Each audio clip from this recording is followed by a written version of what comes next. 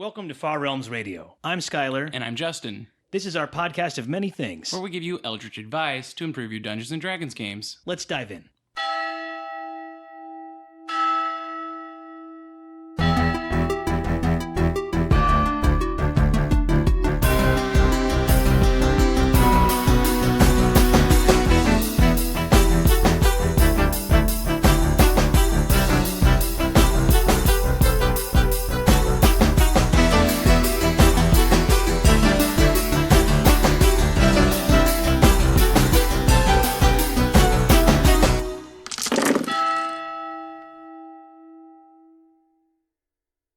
So, today we're talking about the role of the DM, because a lot of people see Dungeons & Dragons as a unique game because they have this special player who's running as a dungeon master. And so many times when you talk to someone about Dungeons & Dragons, one of their first questions or the first things they mention is, oh yeah, isn't someone like in that like a dungeon master or something? And they look at me with this expression on their face that tells me that their interpretation of Dungeon Master is not what I was just talking about. And usually it involves leather and we get kind of awkward. Yeah, there's usually a good follow-up joke in there somewhere. Right. Often at my expense. But I think that it's worth talking about the Dungeon Master from one particular lens, which is a lot of games have a GM, a lot of games have a storyteller. Only one game, this game, has a Dungeon Master, and where that role comes from and why it's important, why it's special. So we're going to go over the history of that a little bit today. We're going to go over kind of what, on a most basic level, does the DM actually do, the what, and then we'll talk a little bit about the how and managing player experience. But one of the first things to understand the DM is to differentiate the role of the DM from the role of a player. So when we look at players, their main responsibilities in the game kind of boils down to listening to the descriptions given, paying attention to what's going on, declaring their actions or taking those actions in the world, and then rolling the dice if the DM decides that it's necessary. It's often very reactive, right? Players are listening to what's going on, reacting to each other, reacting to the DM who's in charge, and then they respond. And it feels safe in a certain way. But it's different than the role of the DM, who's also a player. The DM's also a player, right? They're also everything else the players aren't doing, whether that be the deities in the world, the NPCs, the non-character forces, the weather, anything like that. And it's important to remember that they're also a player, like Skylar just said, and that really shapes how they're going to approach the game is, as a player, what's important to them. And it really, I think it has a strong impact on how the game feels. I think different DMs cater to different types of players, and there are some things that any DM can do that make the game, I think, better for everybody. But also things they can do to cater for what people are looking for so that the game's a success. Because I think that there's a lot to find in this game, and it can teach us some things sometimes, but it's helpful to have somebody who guides us through that, and the DM is often that. Exactly, and because DMs can have those different styles due to their own preferences or their skill sets, or who they're running the game for, that's one of the reasons it can be confusing as to, like, what is a dungeon master? It sounds like such a loaded question to someone who plays the game, because really a dungeon master is many things, and you're hard-pressed to really label something as a true right or wrong answer, because it's really dependent on the players at that table and that DM and what they want out of the game. Yeah, so Rule 0 applies, and I think this is one of the first and most important lessons for any DM, or anything that when you're DMing you should always bear in mind. Rule 0 is not that I'm in charge, I have power, I am the one who runs the table. It's remember that it's a game, we're all around a table, what's the most fun thing that we can do? Rule 0, stop for a moment. Can we make this better somehow? How can you have the most fun for the most players at the table? Exactly. That's a good way to keep in mind. So where did this start? Like, was it Gary Gygax in his basement with his kids, and it was like, who's going to be Dungeon Master tonight? Or like, how did it, Yes and no. I mean, like, I don't know. This wasn't, it was just sort of assumed that when I was a kid, it was a kind of sanctioned role, right? Somebody had the DMG, whoever bought it was the one who got to do that. When you first discovered D&D and you learned that there was a role of the Dungeon Master, what was that like? Was there something that was familiar to you? Was it a new concept? For me, it was just like, oh, it's like the banker from Monopoly on steroids. It's a good question. Like, I think that started with like AOL chat rooms, and there wasn't a D&D dungeon master, but we were rolling dice kind of like you would in D&D. I would later learn, and I was like 13. And then when I was 14, I had a buddy who invited me to play Dungeons and Dragons with some other mutual friends that I played video games with. And he happened to have, and I guess he bought it or he got it from a friend, or I don't know, maybe he stole it. I mean, it was the 80s. A Dungeon Master's Guide. So clearly he had read it. He didn't actually read it. But obviously he read it. Does anybody actually read it? And some other guy had got his parents for his allowance to get him a player's handbook. So clearly he was the guy that was going to teach us all what we could do. You know, like, are we going to be a fighter type in like a Final Fantasy game? Or are we going to be like a black mage type or whatever? But, you know, it was like, all right, that guy had the Dungeon Master's Guide. So, you know, the roles were determined based on the books that you got when you were young. I got the Monster Manual, so I don't know, whatever. I showed up. Hey, congratulations. Here's your I think that's a great observation, though, because when we were younger, I know that's why I turned to being a DM. It was because I was being a facilitator of the game. And a lot of the time the DM is given this responsibility of organizing the game, facilitating the game, and also kind of teaching the other players the game and any new players that come along. Yeah, it was kind of a mantle that would get passed, right? Yeah, like, okay, the DM as, you know, like they run the game. And so when somebody else runs, you're like, oh, wow, that feels different. Right? Like your friend's older brother would go off to college and suddenly you had a new DM and your buddy would do it. Or the only way you were going to play was if you DM'd, and that was my situation. So I DM'd by necessity, and I found that I actually enjoyed it more than being a player. So that's a really unique thing to Dungeons and Dragons, and I love it. And that's why in other systems, I also tend to see what's this. If the role of a game master is there, what is it like? Is it different from D&D? Right. Because that was like my first game mastering love, so to speak. And it really is interesting in that when it first became like a normalized term, Dungeon Master was not in the earliest Dungeons and Dragons material. In the earliest material, it's referred to as a game master or a referee. There is no mention of Dungeon Master in any official material until the Blackmore supplement, which came out in 74, 75. And then, you know, of course, once AD&D came out, you had the Dungeon Master's Guide, which directly kind of like labeled it for you. Well, so let's think about the timeline for this. This is interesting to me. All right, the game officially comes out in 1974, but there's like, oh, we were playing it in like 73, you know, and that means that, all right, imagine you're Gary Gygax and his friends and kids, and you're in Wisconsin, and it's winter again. And it's like since 71, you know, so all right, you know, there's like some crazy people out in the West Coast doing some hippie stuff. We're going to play some war games in our basement. You've probably been doing that for a long time. And now this thing starts to take off, you know, and all right, it's 73, you're being published, you know, you might find it in bookstores. You go into a bookstore, a game store, a hobby store. Yeah, if you were lucky. The initial run in 74 is very small, and you were hard pressed to find a copy most of the time. Right.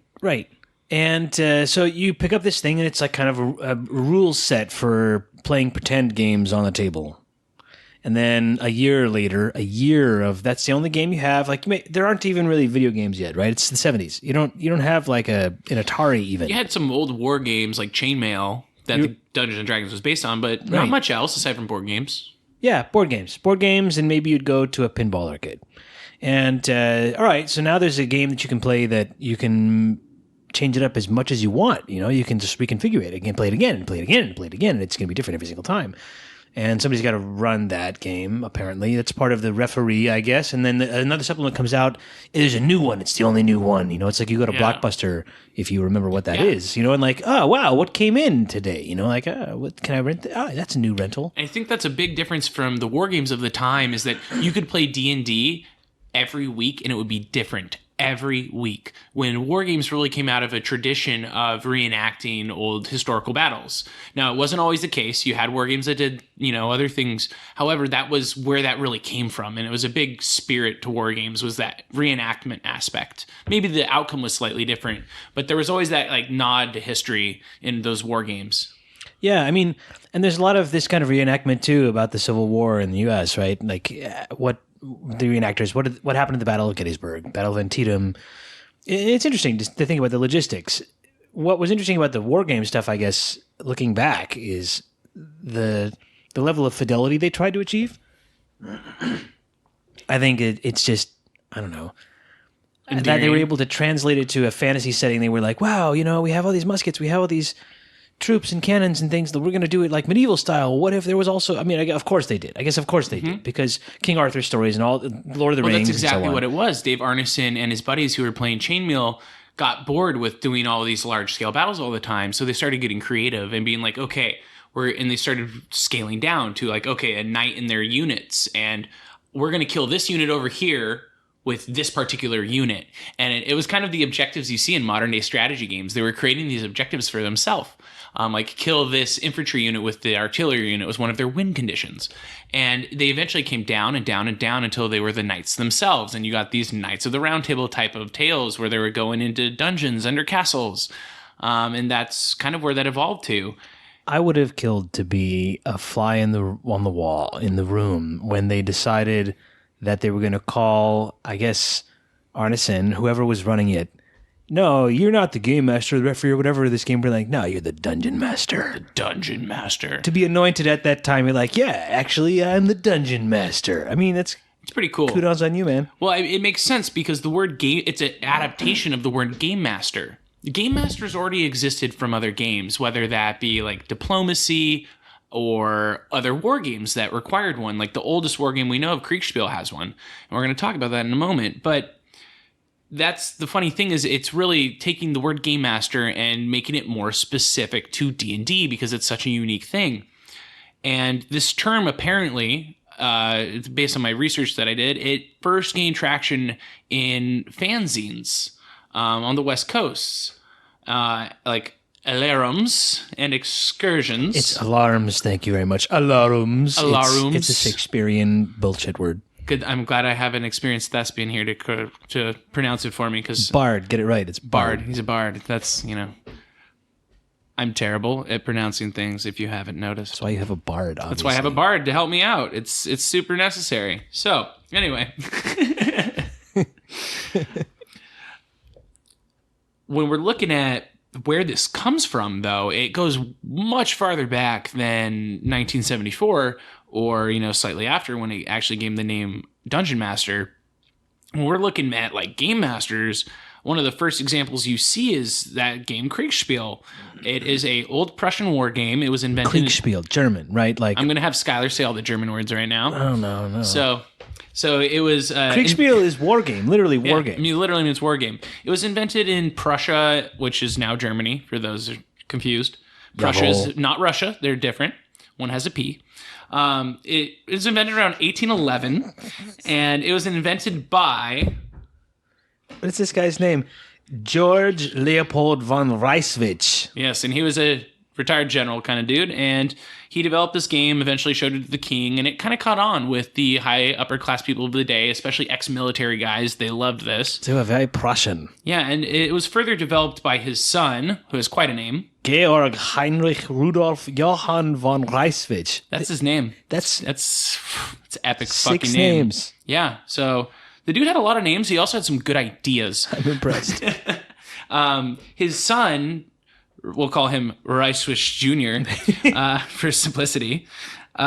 He's the one who kind of had the idea to introduce an umpire. So let's explain the game. It is 2 teams of players and 1 umpire, and you're gathered around a map. And this map represents an actual battlefield. And originally this was a table with sand on it, and you could sculpt the sand to be whatever terrain you wanted. But when he was going to, George Leopold von Reiswich was going to show this to the king. Von Reiswich. When he's going to show this to the king, he decided, maybe I don't want to present the king with a table of sand. And he did more work creating mini model fake terrain for his... This is like Warhammer. Literally, it looked kind of like a modern Warhammer board, to be honest, just probably a little bit more coarse and rough around the edges. Very German. It amazes It's me. amazing. And when you learn about this game and you know Warhammer, it's very kind of rewarding because you feel like you're coming full circle. Yeah. You're like, oh my God, this makes so much sense. But anyway, you know, each team has a army, and they're represented with these like little painted blocks. People still play this game today. You can buy these blocks. It's like, you know, think Risk, right? It's probably a game that also uses little blocks for cavalry and soldiers and all of that. And you would command your troops by writing orders on paper. You would give them to the umpire. He would read the orders, move all the troops around. He would interpret the combat by rolling a d6. Oh. They had a series of d6s they used to resolve a lot of things, and they would either consult a table or do some math. And then the umpire would let people know what happens according to those rules. He was the arbitrator. He was a referee. So he had to be impartial. And also at the time, he needed to be an experienced officer. They wanted people with military experience because they could be like, I know what would happen. I've seen it. It's context. I have context. I've seen this. This is what this looks like. This is what this means on this chart. Exactly. And the funny thing, though, is this game got very popular. And these umpires they got into high demand because the rules to this game were so freaking ridiculously complicated. They still are. That most people were like, they had no chance of learning these rules. It was ridiculous. And people back then were just like, no, I'm not going to learn these rules. I'm a nobleman. I can't be bothered with this. I don't have to learn the rules. I am royalty, and so you will referee for me. Exactly. So these guys actually kind of became little celebrities in their own right, and they were highly sought after because when you would play this game, you would usually play it against, you know, another nobleman, and it was kind of a social thing. An intellectual duel. Exactly. It was an intellectual duel. That's a great way of putting it.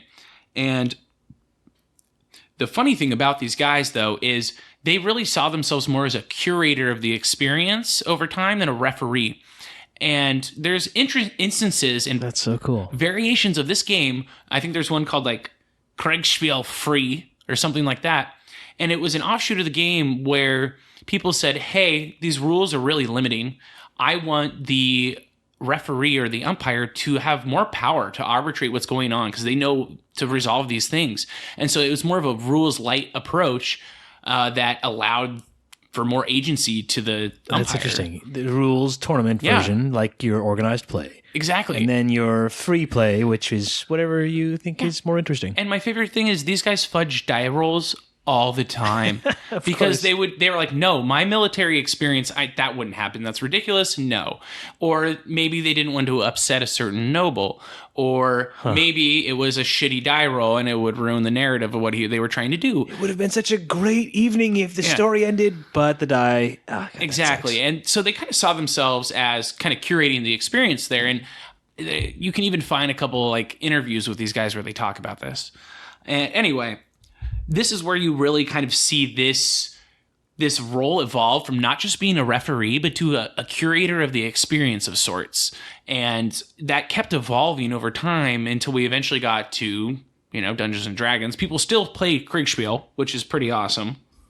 I think it's amazing that this game has survived this long, but it's a great game. Apparently. I'm curious about how it translated into what we now call D&D. I mean, I guess it's just sort of, you know, you play different kind of games. You make up, if you're living in Wisconsin in the 70s, you make up games in long wintertime because what else are you going to do? Totally.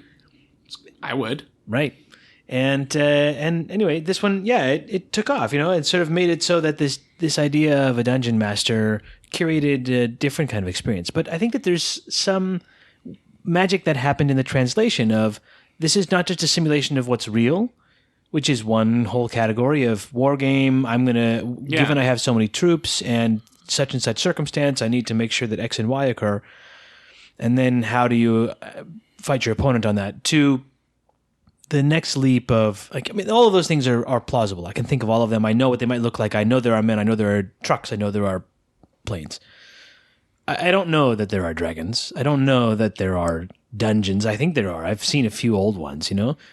But now we're definitely in the realm of fantasy, of maybe even escapist imagination. Beyond just imagination for a practical purpose, now we're into imagination for a creative purpose at the core of it. And that interests me because it allows us to look at what this intersection of what our creativity is with each other, and the DM is the one who has to be able to look at those kinds of things, to be able to say, this player wants this player wants that. How do we get them to both get that because maybe they can. Exactly. And that's why a DM is so much more than a rules arbiter. It's like you just said, they're kind of a game designer, right? They're looking at how can I set up this game? How can I set up this session within this game system, right? D&D is really more of a game system or a framework. Gary Gygax referred to that as that kind of concept himself many times. If you look at the intro to the AD&D Dungeon Masters guide, you'll find him talking about that, how it's really a framework. However, he also at the same paragraph later says you need to use these rules or your framework won't work. So, do whatever you want, but do what I do. But what I do is the right way. So, but that's kind of how Gary wrote. He was all over the place.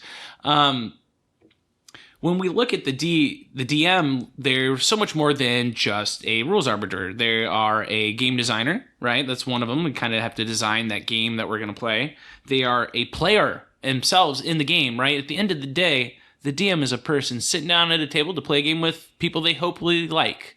And so their fun matters too. Everyone should have fun at the game, including the DM. Right? Sometimes you don't know until the game's over and you ask your players if they had fun, and then you know if you had fun. But your fun's still important. It is. I mean, and there's risk involved for everybody. This is why I always talk about the container as a DM, why I talk about how useful it is to set a space where everybody can come and be a little vulnerable together, because then the kind of fun that we have is more memorable, I think. Totally. That goes for us running the game, too. Exactly. And when you're running the game, it's important to remember the rules are really just a tool for you to use as needed, right? If you don't have to refer to the rules, that's great. It's ideal. That's what we want. Like in the afterword, in the AD&D DMG, I know I'm referring to this a lot, but it's the first time we really had this Dungeon Master's Guide, and so it's an interesting... It's canonical. It's canonical. It's interesting to look back and see what the spirit of it was. And the first line is, "It is the spirit of the game, not the letter of the rules, which is important."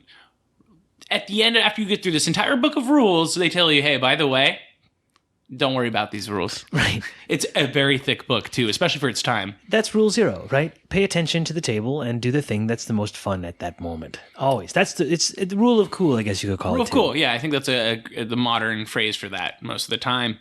The other thing that the DM does is narrate or be an information broker of sorts in terms of managing the flow of information to your players, describing the world, making it come alive a little bit.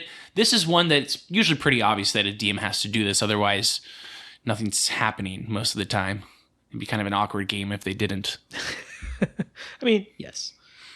And then, of course, we talked about earlier how the DM's also responsible for the entire game world, all of those non-PC forces. I think that one of the things that I like about being DM is that I get to decide who's in charge of what. And the default starts with me. Don't get me wrong. There's like a Skylar's in charge piece, but mostly it's that I can then say, okay, you now get to decide this. What does this room look like? Tell us. You can spread that agency around. Exactly. I get to share the story creating with everybody, and I can do it in a way that makes it easy and accessible and safe to explore what that looks like. And that's great. We get to decide what the tone is, but I think that that's part of the magic, I think, is that all of us get to decide it together. I completely agree. It really fills into something that I feel strongly is that DMs are not primarily a storyteller. You're not coming down and sitting at a table to tell a story. Like Skylar just said, you're going to collaboratively build a story together, and that's what's going to happen. We've all played at a table with a DM who's more intent on telling their story than they are running a game, and it can really suck the fun out of it because not only do you feel like you're being railroaded, you feel like you have no agency regardless, and it doesn't really matter. I kind of feel like, in some ways, the role of a DM is the role of the person who is hanging around at family in the middle of, we're all bored and there's nothing to do again tonight somewhere in America. And this is not an accurate history, by the way. And said, so-and-so wants to play card games, and this and that wants to play board games, and that other person wants to run around in circles and play imagination and swing swords. And we should all do something together because it's like 5 or 6 o'clock in the evening and we're bored. How about we play this game, imaginary game called Dungeons and Dragons? And they kind of stitched together a bunch of different other mini games onto it. And there's like a dice game, and you have like a paper accounting game, and you have an imagination pretend game. Yeah, it's totally a mix of a lot of games that came before it. Right. So it has that mass appeal. And the DM is the one who looks at what all the different parts of the game are and then caters them to who showed up to play that night. Right, and then that's where we kind of get into how do we manage that player experience. And I know you have a concept that you like in this realm of things that you label as simulation versus narrative.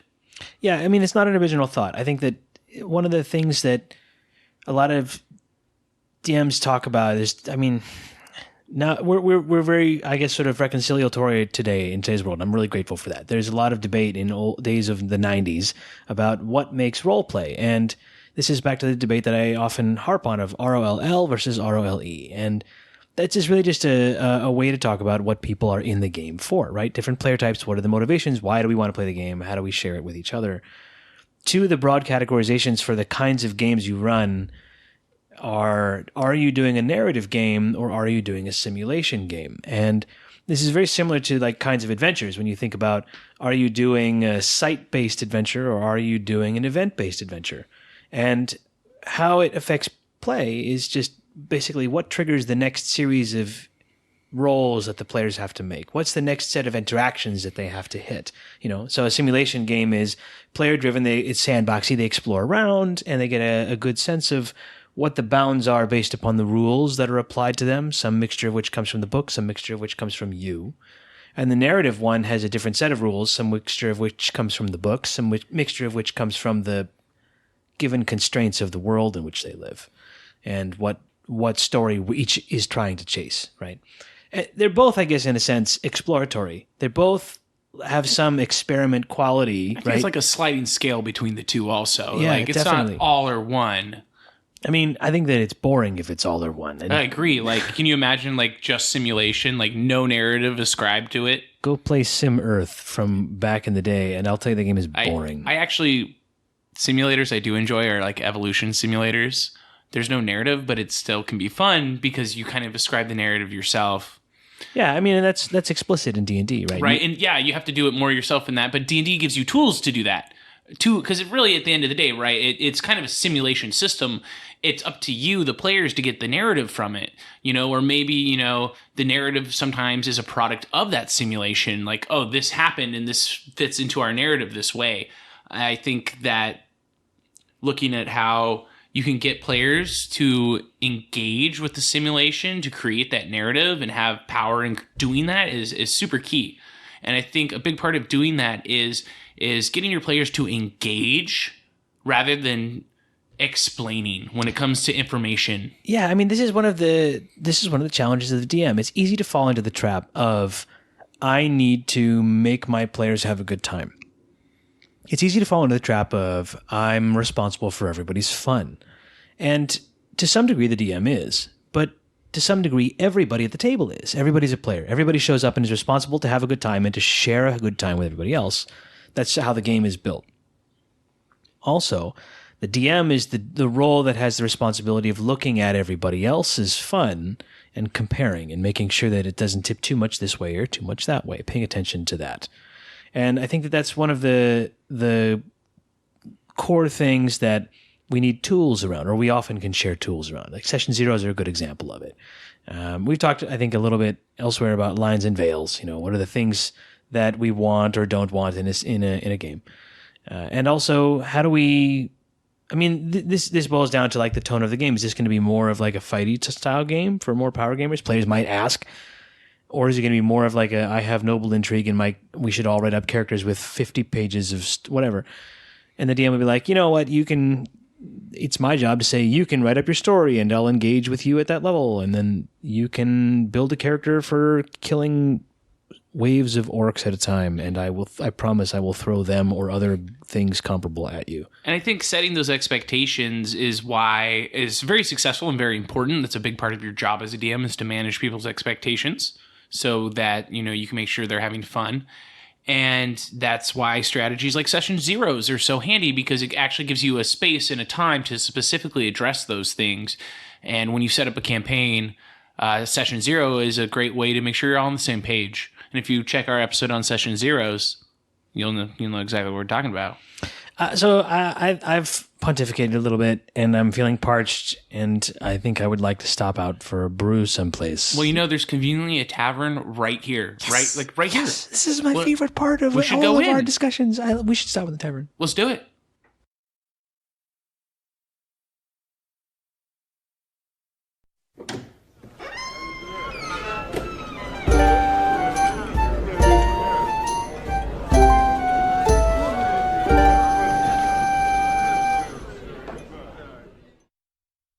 Welcome to Tavern Talk, where we talk about a brew that we enjoy for any arbitrary and mostly delicious reason. We usually just pathetically try to tie that brew to Dungeons and Dragons. This one's a pretty clear tie. This time we have Gulden Draak. Gulden Draak. A very excellent Belgian, lovely, Triple. rich, intense triple. It has like a white bottle and a black label with a golden dragon on it. Of course. Because obviously the gold dragon is one of the highest CRs in D&D, and he's really a badass, although underused, I think. Pathfinder has the best famous one that I can think of. All the cool dragons in D&D are red dragons. My favorite is Dragonlance. Fizzban. Oh, yeah. Yeah, he's a gold dragon in disguise. But I want a stat block. I guess he's technically Bahamut. I mean, he was Bahamut, right? So, that's a whole other category. Yeah, right? Like okay. Bahamut. Touche. And if there's ever a Bahamut brew, then I'm drinking that brew. Yeah, I'll buy it. But anyway, Gulden Draak, I like it because it's as far as Belgians go, it's not easy. It's not everywhere. Like I went to Bevmo to get it, which means West Coast, obviously. But on the East Coast, it's like go find your nearest boozy superstore, I guess, whatever that looks like. And it's a kick in the face a little bit. It's a great Belgian. It's got a tiny bit more hoppiness to it than a lot of other Belgians, which is just kind of nice. It doesn't clash in any way. Great beer. Love it. Can't go wrong. I guess my American is showing that I like hops. But the cool thing about the Golden Dragon is the legend. Supposedly, there's a church near where this is brewed, and there's a giant golden dragon on it. Legend goes that it sailed around on Viking ships back in the day, and there's all these stories attached to it. But supposedly, the brewmaster of this was inspired to create it when he was gazing upon the golden dragon. I can only imagine that the Vikings had some of the best drunken, raucous times. Right, they're like, let's make a dragon out of gold. We will make a dragon out of gold and put it on a boat and then sail around a well. And we'll look really cool. All right. Yeah, right? You guys. All right. Speaking of looking cool, we should talk about how you can look cool. We have a promo for the first 8 weeks, for the first 8 episodes of our show.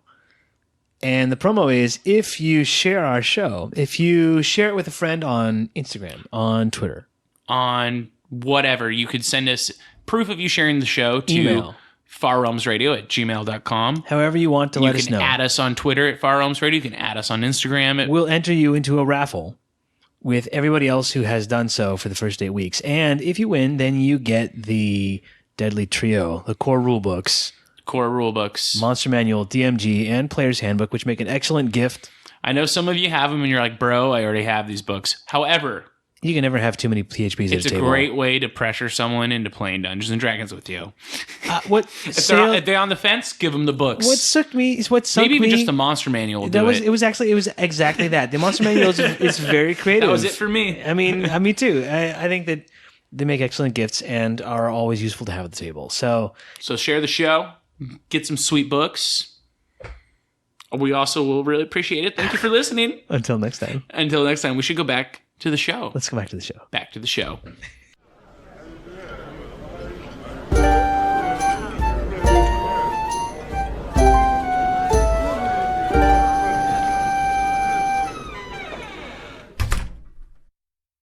So every DM is different, and every single one has a style or a kind of way about what it is they do.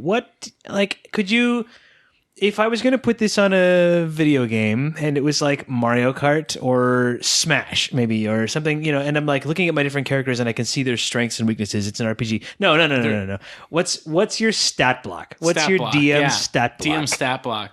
So, yeah, we've talked a lot about what the GM does. We haven't really talked about how the GM does those things. That's really how most of us define GMs and defines our experience, right? Because a lot of GMs do a lot of similar things. It's how they do those things that really gives them those differences. So for me, if we're looking at our GM commandments or truths or creeds or philosophies or, what would be on our GM stat block, which is the way I like to think about it. Yeah. So legendary attributes. For me, my first one would be the rules are tools. And what that means is I, as a GM, the rules are a tool for me to make sure that the game runs well. I'm not a slave to the rules. I will change them if I need to. And it's important for my players to know that, right? Like the DM creeds and truths and commandments are the kind of things you might actually share with your players at some point so they kind of know what game they're getting into. Maybe it's something you talk about at session 0, or maybe it's just something like you do for fun because you're bored and you just kind of want to write them down. So for me, that's my first one. The rules are tools. I'm not a slave to the rules.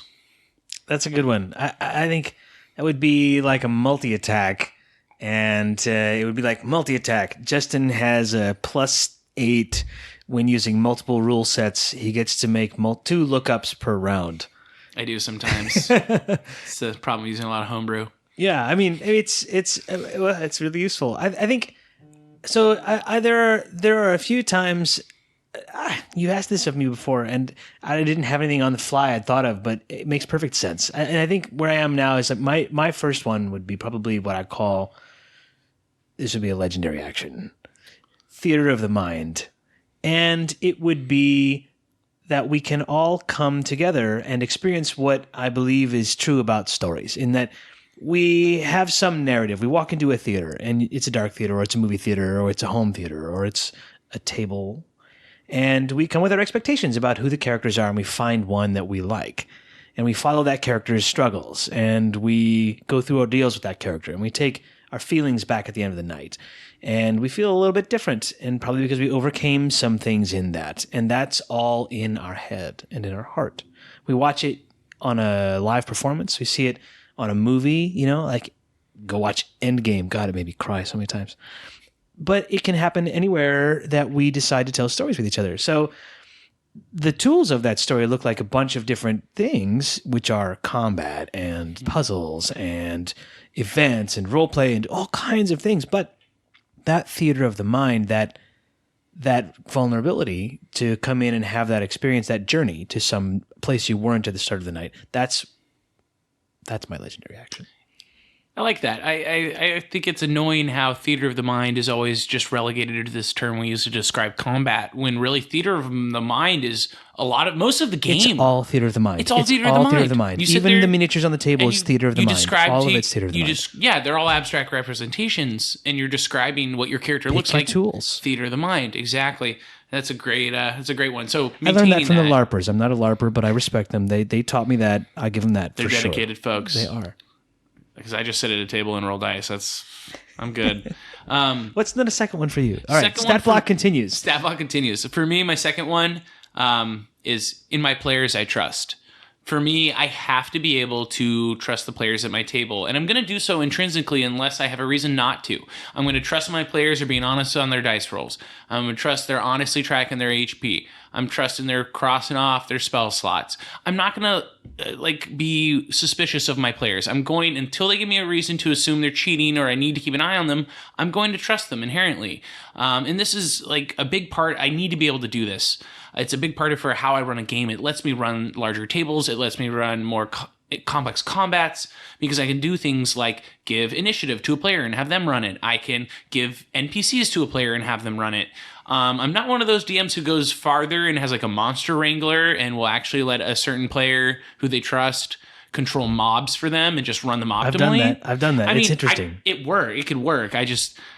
I want to have something to do. So, special action. In my players I trust, Justin empowers his party, the players, to get a bonus on exploring character options.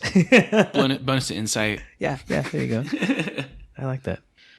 Just be honest about it. I think that my second one, the other part about it that I like to have people show up is that it's a game, and I mean that because a game for me is fun, but part of the fun is the challenge of it, and I think that's why games like Pandemic are fun, or other co-op games. Competitive games. There's the thrill. It's maybe just a dopamine hit that we get out of challenge and success, but just to reflect for a moment. If we are playing a collaborative game where it's a safe space that we're projecting value number one, ourselves onto a character, overcoming some ordeals and taking it back, and we're also seeking challenge, that means that something is going to push our buttons a little bit sometimes. And we don't necessarily know when that's going to be. We don't know if it's going to be that we just roll ones all night long, or if it's that somebody's playing a character that we find a little bit offensive or maybe on the line, but is, like on the line and it's a party, so you have to be polite. Or, and that might be like somebody with I'm playing Bob 3. That's my character's name. He succeeds Bob 2, who died from the last trap in the prior room. Apparently Bob is the most common Dungeons & Dragons name, according to a recent poll I saw. I believe it. I mean, there are a lot of Bobs that die out there. Yeah. Anyway, but so like the second part of it, I think, is that leaning into that piece about if we're going to show up together and we're going to tell a story together or play a game or solve any part of it, it's a contract between all the people who showed up. Like, hey, all right, we're playing this, and if it might be a relatively safe game like Chutes and Ladders or Chinese checkers, and it might be a friend breaking game like Catan, which I love. Paranoia, right. But what's nice about Dungeons and Dragons is that we get to tune it to ourselves, and the person who gets to facilitate that conversation is the DM. So, as that perspective, I think I like that challenge as the second part of the game. Nice. For me, what's the third one for you? My third one would be I will maintain verisimilitude, meaning that the campaign or the world that I am running is going to have a high degree of internal consistency and cause and effect, and it's going to follow some system of logic. It may be absolutely ridiculous, like my current pirate game, which is an ode to One Piece. So there are devil fruit homebrew rules I've created, and however, they're consistent, right? My players know that if they eat a devil fruit and they are submerged in water past their knees, they will be immediately paralyzed. They also know they're going to get some really sweet abilities and powers from those devil fruit on the flip side. And I'm consistent with that. It's something that my players, they know this, they understand this is how this works in this world, and so they can use that. They can have some intellectual mastery over this game world, and that's a big part of verisimilitude, is that, it works like this here, and you can rely on that and make actions and decisions based on that. So this is like a layer action. Yeah, it would be like a layer action. Layer action, verisimilitude. Players get advantage on understanding the bounds of the world. Precisely. That's a good one. That's like an elder brain layer action. Yeah, basically. Yeah. Although those are creepy. So I think the third one for me, this tells you about how I balance. The first thing I said is come and be vulnerable and let's all enjoy some stories together. And the second thing I said is also you're going to be challenged, of course. Bard College. Blame Bard College. Always blame Bard College. The third thing I would say is that the value I have at the end of the game is that really it's a third interpretation of the game, which is that it's for fun. Everybody shows up for fun. So know what everybody's fun is. Pay attention to what their fun. This is I guess legendary resistance against non-fun, This is something like that. Like Skylar gets advantages against DM games that are not fun. When Skylar's not having fun, he can choose to have fun instead. We have fun now. Sorry, you failed your fun save, but you're like, no, I choose to succeed instead. We're going to have fun right now, whatever it takes. And that's the most important part of the game, I think, is really how, because that's the thing that people remember. There's a lot, the real world is real, right? This is a game that has escapist fantasy, and every game or movie does. This is not something to shy away from. What's nice about this one, and the DM has the clearest hand into this, is that this game, this escapist fantasy, this brief pause with other humans together in the same space, we get to decide what it is. And that's the magic of the game. And that's both the tactical parts, the ROLL, and the ephemeral parts, the ROLE. That's, I think, that maybe the DM, not to put pressure on, oh, you're going to be a DM, so you have some hallowed, sacred, whatever, but also, somebody has to have an eye on the big picture. That's it. It's like you get to be the pitcher, I guess, in baseball. That's just your Someone's role. got to do it. Yeah. Got to throw a pitch to play the game. I think that covers it. I think that's a good covering of the role of the DM. What is a DM? Why is a DM? How is a DM? And we could do an entire episode on how to DM and different DM philosophies and whatnot. But I think it's important to understand on a base level, like what a DM is and what actions and responsibilities they have within the game. I hope that the idea, it's all made up anyway, right? So that should make it fine for people to try DMing. And maybe some of this will be useful for people who are on the fence.